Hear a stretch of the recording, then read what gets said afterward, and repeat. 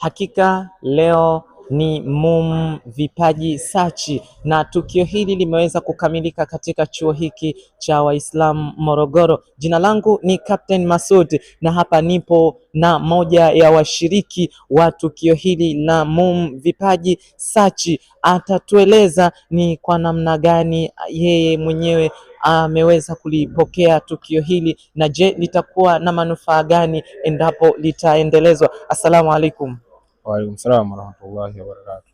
Tuambie unaitwa nani, jina na kitu gani kimekusukuma hasa kujitokeza kushiriki MUM Vipaji Search? Asante. Kwa jina naitwa Abdulaziz Rajabu Akida. Ni mwanafunzi wa mwaka wa pili, nasomea uandishi wa habari na mass communication. Tukio hili nimelipokea kwa furaha kubwa. Pia nimshukuru Mwenyezi Mungu kwa kuweza kuwajalia waanzilishi wa haya mashindano. Kwa maana tunaona vyuo vingi wanafanya kuweza kuibua vipaji mbalimbali. Sasa kama fursa hii imetujia, ni jambo la kumshukuru Mwenyezi Mungu. Kwa maana inaweza likakutoa sehemu moja kwenda sehemu nyingine.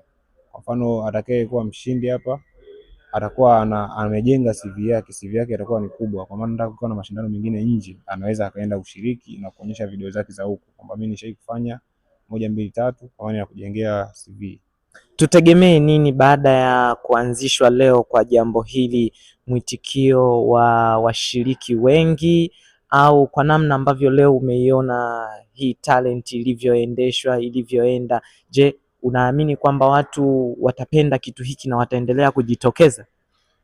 Tutegemee mwitikio wa wanafunzi utakuwa ni mkubwa, lakini changamoto ni moja ambayo nimeiona. Taarifa imekuja kwa maana watu waweze kuwasili leo kuweza kuchujwa, lakini changamoto iliyojitokeza ni kubwa. Kuna ratiba za vipindi, sawa. Unakuta mtu muda huo ana kipindi na huko nako anahitajika. Unaangalia huko na presentation ni max 10 na huko nako nije kuja kujenga CV. Kosa yani wangefanya namna labda wangeweka labda kama ni weekend ingekuwa ni vizuri zaidi kuweza kupata washiriki wote. Kuna wengine unakuta mshiriki labda yuko peke yake. Sasa huwezi kusema unatafuta watu wanaoshindana kwa staili. Okay, tutegemee nini baada ya miaka 2 au 3 jambo hili endapo litatiliwa manani katika tasnia hii ya sanaa? Tutegemee kuweza kuibuliwa kwa vipaji mbalimbali, kwa sababu tunajua swala kama hili linapokuwa linatokea linaonyesha watu ambao wanatakiwa wawepo kwenye tasnia ya sanaa na hawapo. Unakuta mtu anasomea ualimu lakini ana kipaji labda cha kuimba, anachekesha, sawa, au ni mwigizaji. Sasa kitu kama hiko kinapelekea kuweza kuonekana kwa haraka tofauti na ile mtu kujitafuta mwenyewe. Nikushukuru sana na nikutakie kila la heri. Sawa, shukrani.